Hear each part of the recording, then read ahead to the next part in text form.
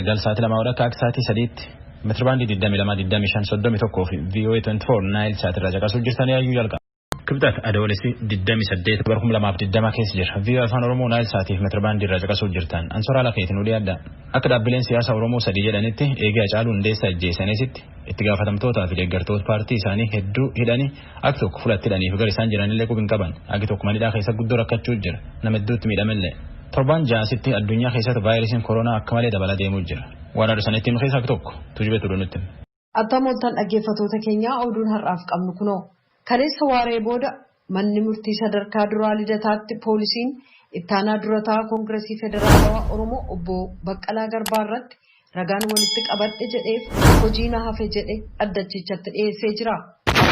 Poolisiin guyyoota 10 darban hojiin hojjedhe jedhe innaa tarreessu shakkamaa kan biraa walitti bu'iinsa uumuuf kan fayyadu shubbuxii 7 argachuusaaf ragaa galmee fuula 21 hiikee kan dhiyeesse ta'uu meeshaalee elektirooniksii qoratee fudhachuusaa jecha shakkamtoota 10 fi kan ragaalee 22 irraa walitti qabuusaa ibsee jira. Gama biraan waajjira galii Finfinnee kutaa magaalaa Boolee geejjiba magaalaa Finfinnee irraa waxabajjii 23 jeeqama uumameen qabeenyaan miliyoona 166 tilmaamamu manca'e jechuun poolisiin ibseera. Magaalaa Buraayyuu keessaa namoonni 4 immoo akka hamaatti madaa'u qabeenyaan miliyoona 7 jedhamu barbadaa'uusaaf galmee walitti qabuusaa ibsee jira. Giddugala aadaa Oromootti waardiyyaalee bira dhukaasa banameen poolisiin tokko du'uuf kanneen biroon madaa'uu isaanii yaadachiisuudhaan kanaafis galmee ragaa qaba jedhe poolisiin. Magaalaa Finfinnee kutaalee magaalaalee 5 fi waaltaalee 2 irra ragaa argameen qabeenyaan qarshii miliyoona 200 jedhamu barbadaa'uusaa dubbate. Shakkamaan kun jedhe poolisiin sabaaf sablammoota Oromiyaa keessa jiraatan gidduutti hokkara kakaasuuf yaaduu isaanii ragaan qaba jedhe kabiroo naa hafe jedhe qorachuuf yeroo guyyoota 14 gaafatee jira. Obbo Baqqalaanis gama isaaniin iyyata isaanii mana murtiitti dhiyeeffataniiru. Poolisiin ennaa dubbatu shakkamtoota jedha isaan garuu qofaa kan dhiyaatan ta'uu mana murtiin naafa hubatu jedhan. Meeshaan waraanaa 7 jedhamus isaan garuu meeshaa waraanaas ta'e waardiyyaa ofii kan hin qabaanne ta'uu dubbataniiru. Dhumarrattis poolisiin qorannaalee geggeessu kan isaan hin ilaallanneef mootummaan kan isaan hidheef filannootti akka hin hirmaanne gochuufi jedhan. Poolisiin kan gaafate guyyoota qorannaa mormuudhaan manni murtii dhimma kana loogii malee ilaaluudhaan murtii akka kennu gaafataniiru.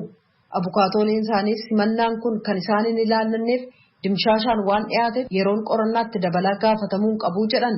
Itti dabaluudhaanis maamila isaanii arguu kan hin dandeenye ta'uu tuqanii kun akka sirraa'u mana murtichaa gaafataniiru. Abukaatooleen isaanii maaliif maamila isaanii waliin akka waliin argine itti gaafatamaa bulchiinsa manneen hidhaa dhiyaatee deebii akka kennu manni murtii gaafate yeroo qorannaa itti dabalaa guyyoota 8 eeyyamuudhaan adoolessa 28 bara 2012 akka dhiyaatan beellama kabiroo kenneeraa jechuudhaan Mallas Kaachoo ammaa kaleessa gabaasee jira. Paartiin badhaadhinaa mootummaa naannoo Somaalee bulchuuf addi bilisummaa biyyoolessaa Ogaadeen nageenya irratti waliin ta'anii hojjechuuf walii galuu isaanii beeksisan. Hoogganni mootummaa naannoo Somaalee paartii mormituu naannoo sanaa adda bilisummaa biyyoolessaa Ogaadeeniif afeerraa ciree gochuudhaan nageenya naannoof uummata naannoo sanaa dhimmootii tokkoomsan irratti wal ta'anii hojjechuuf walii galuu isaanii ittaanaatti gaafatamaan waajjira dhimmootii koominikeeshinii naannoo sanaa adda Hibboo Ahmad raadiyoo sagalee Ameerikaaf ibsaniiru. Dubbi himaan adda bilisummaa biyyoolessaa Ogaadeen obbo Hasan Abdullaahim paartiin isaanii paartii badhaadhinaa naannoo Somaalee waliin nageenya naannoo ilaalchisee waliin hojjechuuf walii galuu isaa beeksisan. Uummata naannoo sanaa tokkoomsuun dursi ka kennameefiidha ka jedhan obbo Hasan kana dura paartiin isaanii mootummaarraa komee qabuuf furmaata kan kennu koreen paartilee lamaan irraa walitti dhufe hundeeffamuu beeksisaniiru. Gama biraan magaalaa Jigjigaatti kan argamu siidaa Sayyid Mohaammed Abdullaahi Hasan diiguuf yaaliin ta'ee akka ture adda Hibboo Ahmed ibsanii gochi kun uummata Somaalee dheekkamsiisee gara hokkaraatti akka seenu gochuuf ture garuu fashalaa'eera jedhan. Paartiin biyya bulchuu kan Zimbabwee biyyattiin ambaasaaddara Yuunaayitid Isteetsi kan ta'an Biraayan Niikoolaas seerawwan biyyattii tuffatan jechuudhaan gamasee akka ba'an dhaadatte. Dubbiimaan paartichaa Paatrik Chinamaasaa tuuta oduuf Haraaree keessatti ibsa kennaniin yoo Niikoolaas gochaawwan kan akka jeeqama deeggaruu hokkara qindeessuuf lootee seentummaa leenjisuu itti fufu ta'e hoogganni paartii biyya bulchuu ajaja kennuuf boodattiin jedhuu jedhan. Yaadi Chinamaasaan kennan kun Yuunaayitid Isteetsi gareeleen mormitootaa hiriira mormii jimaataa geggeessuuf karoorsan ka qixxummaan dinagdee haa jiraatu mootummaan malaamaltummaa haa dhaabuu fi pirezidaanti Emerson Mnangagwa aangoo hagadhiisan jedhu deeggartee isa jedhutti fuulleffate. Haleellaan jechootaa kan paartii ZANU-PF ambaasaadara Yuunaayitid Isteetsi irratti darbame Ameerikaan hiriira farra mootummaa karoorfame ituu hin gahin guyyoota 3 dura jeeqama biyyattii keessaa maallaqaan deeggarte ka jedhu qeeqa mootummaatti aansuudhaan ture. Dubbii himaan mootummaa Jaakob Naagiraavuumee akka jedhanitti hiriirri mormii kun Zimbaabuweedhaaf murteessaadha. Kan dhaggeeffataa jirtan raadiyoo sagalee Ameerikaa sagantaa afaan Oromooti. Jaarmiyaan fayyaa addunyaa COVID-19 haala saffisaa ta'een addunyaarra faca'utti jira jechuun akeekkachiise. Garuu immoo yoo gorsi ogeessota fayyaa ka bu'uuraa ni hordofama ta'e faca'ina isaa to'achuun weerara kanas dhaabsisuun ni danda'ama jedhee jira. Gabaasa Liisaa Shilaayin soraa dhiyeessa. Torban jaasitti vaayirasiin koronaa addunyaa keessatti akka malee heddachaa deemuu jira. Hagammaatti nam miliyoon 16 caalaa dhukkub kan qaban nam 1,640 galaafatu dhukkube kunin. Akka kanaan Ameerikaan addunyaa dura jirti. Nam miliyoon 4 caalaa dhukkub kan qaba Ameerikaa keessa. Nam 1,143 caalaa galaafatu dhukkube kunin Ameerikaa keessa. Ammajii 30 gaaf vaayirasiin koronaa kunin addunyaafuu balaa jedhaniitiin labsanii asitti akka daayirektarii WHO dhaaba fayyaa addunyaa Tedros Adhanom jedhetti addunyaan waan dhiba kana gudduun barattellee. Biyyooti duratti falataniitiin malatanii dhiba kana akkuma aduu yoo ofirra dhowwanii akka jecha Tedrositti malaaf falii inni jedhu kunin milikeeti dhiba kana namarra barbaadu abbaa irratti arganammoo kophaa baasu afaanii funnaan gonofachuu fi namaan walanqachuu fa'a. Where these measures are followed, cases go down. Where they are not, cases go up. Wartan tolfatee dhibi kun gadum deema. Wartan hin tolfatin ammoo dhibi kun ittuma ol deema. Biyya hummatii tan tolfateetiin dhibi kan ofirra dhowweetiin ofirra xiqqeesse wandansa hojjetee jedha. Akka jecha daayirektar fayyaa addunyaatti Cambodia, New Zealand, Rwanda fi Thailand faatii biyya akka kanaan dhibu kan akkuma aduu yoo ofirra dhowwan. Canada, China fi Germany faatilleen maluma akkana kanaan koronaa biyyi isaaniitti baafateetiin lafa cubuusse ofirra xiqqeessan. Akka bulchooti WHO jedhanitti biyyooti karaa dhibu kan ofirratti arganiitiin ofirra xiqqeessan kaanii vaayirasii kun ammallee itti dabalaa deemuu jira, itti dachaa deemuu jira. Tun ammoo waan guddoo nama yaaddeessaati. Taatullee maluma durii ofirra dhowwan kaanii yoo iyyuu falatanii dhibu kana inuu dandamatanii jedhu. Yaaliin talaallii COVID-19 lama amansiisaaf milkaa'aa ta'uu adda baafachuuf jecha kaleessa Yuunaayitid Isteetsi keessatti yaaliin isaa bal'inaan jalqabamee jira. Namni fedha ofiin talaallii kana fudhate kan Savaanaa Joorjiyaa keessaa kaleessa ganama talaallii yaaliif dhiyaate kan kampaniin Yuunaayitid Isteetsi keessa maadheffate Modernaaf qorattoota waaltaa biyyoolessaa kan dhukkuboota daariqaaf alerjiin qophaa'e fudhatee jira. Namoonni fedhiin talaallii kana fudhatan jalqabaa namoonni 30,000 guutuu biyyattiirraa yoo ta'an kanneen kunis talaallii kana torban hedduuf erga fudhatanii booda COVID-19 qabamuuf dhiisuu isaaniitu adda baafamaa jira.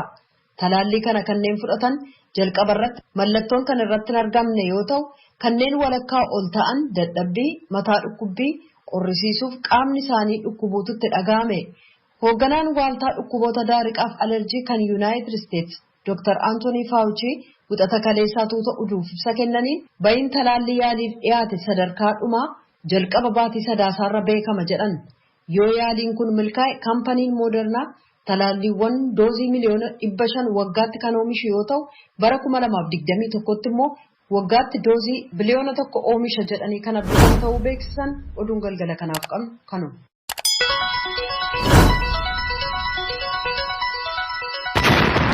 VOA Afaan Oromoo caqasuu jirtan. Dhaabbileen siyaasaa Oromoo sadii eegee Hacaaluu Hundeessaa ajjeesanitti itti gaafatamtoota miseensotaa fi deeggartoota isaanii hedduu hidhanii biiroolee isaanii cufanii namni hedduulleen miidhaan erga isaanii dubbatan. Warra mootummaa keessallee yaayyuu dubbifne. Muktaar Jamaaleen nu erge. Dhaabbileen siyaasaa naannoo Oromiyaa keessatti heddumminaan socho'an Adda Bilisummaa Oromoo, Koongirasiin Federaalistii Oromootii fi Paartiin Biyyaalessaa Oromiyaa Raadiyoo Sagalee Ameerikaatti akka himatanitti ajjeechaa artiist Hacaaluu Hundeessaatiin wal qabatee miseensotaa fi deeggartoonni hoggantoonni ol aanoon dhaabbolee kanniinii dabalatee heddumminaan hidhamaatiin jiraachuu komatan. Miseensotaa fi deeggartoonni hidhaman kunniin caalmaan isaanii kanneen mana murtiitti illee hin dhiyaanne kanneen eessa jiraniin isaallee hin beekamne kan keessatti jiran ta'uudha dubbatu. Addi Bilisummaa Oromoos gama isaatiin hoggantoonni ol aanoon dhaabbatichaa hanga ammaa bakka isaan itti hidhamanillee beekuun waan hin danda'amneef akkaataan ittiin gargaaruu danda'amullee wallaalameetiniin jira jedhu. Koongirasiin Federaalistii Oromoollee rakkoo kanaan wal qabateetiniin uumameen miseensota keenya hedduu irratti dararaa dhufeen hanga waajjiraalee godina adda addaa cufamuutitti danqaa guddaa keessa seenneedhaan dubbatu. Dura ta'an Koongirasii Federaalistii Oromoo Profeesar Mararaa Guddinaa.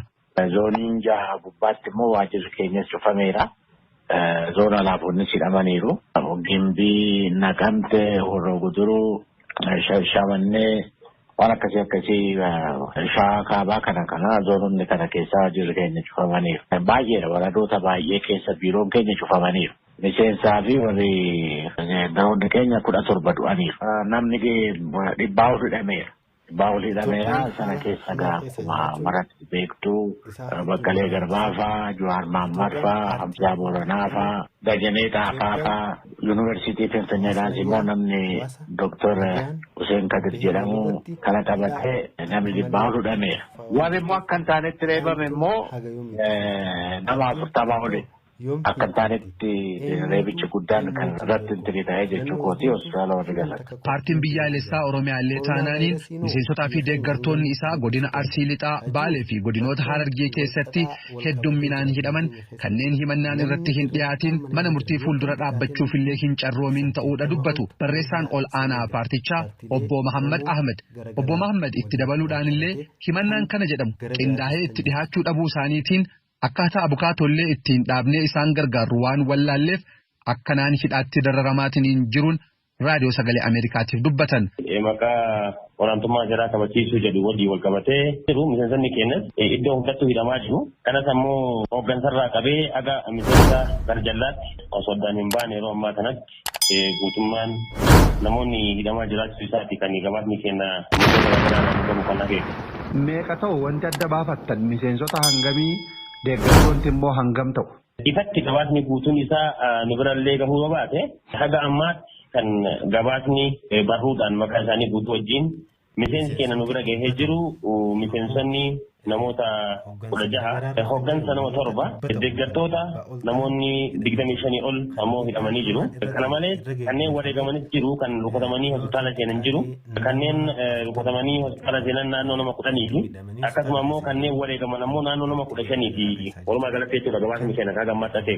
Himannaa dhaabbilee siyaasaa naannoo Oromiyaa keessatti socho'an irraa dhihaate kanaaf mana abbaa alangaa federaalaa irraa deebii kan kennan daayirektoreetii yakkoota qindaa'oo fi daangaa darbanii obbo Fiqaaduu Tsaggaa rakkoo uumameen walqabatee mootummaan shakkamtoota to'annaa jala oolchuusaa ibsanii garuu yakka ittiin shakkameen ala kan ilaalcha siyaasaa isaatiin hidhame hin jiru jechuudhaan deebisu.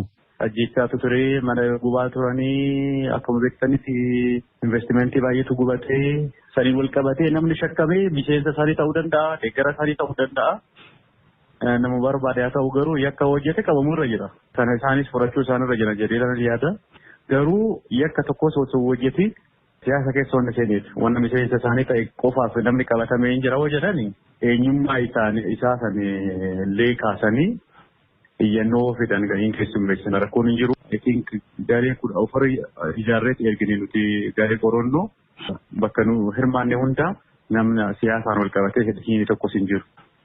Maatiin arganii garuu immoo manneen murtiitti hin dhiyaannetu jira kan jedhu komiin jira hawaasa biraa obbo Fiqaadu.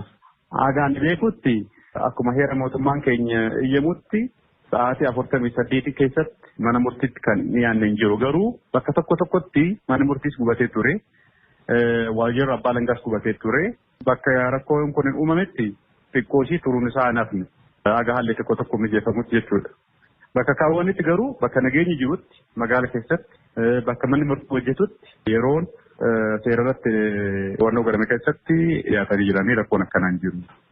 Obbo Fiqaaduun itti dabaluudhaan illee namoota to'atamaniitiin manneen murtiitti hin dhiyaatin yoo kan jiraatan taate waajjirri isaanii kan adda baasuu fi maatiinis taanaan komii isaa dhiyeeffachuu akka danda'u himaniitiin hin jiru. Bakka manneen hidhaatiin wal qabatee erga ma'akalaawiin booda sadarkaa federaalaatti mana hidhaa mootummaan hin qabu ture waan ta'eef namoonni yeroo muraasa poolisii Finfinnee biratti kan hidhamaatiin turan yoo ta'u ammatti garuu haala ifa ta'een naannoo Meeksikoo bakki hidhamtoota federaalaa qofaaf qophaa'e waan xumurameef achitti galchuu eegalleetiin jirra jechuudhaan raadiyoo sagalee Ameerikaatiif ibsanii jiru. Gabaasa sagalee Ameerikaatiif Muktaar Jamaal Adaamaarraa.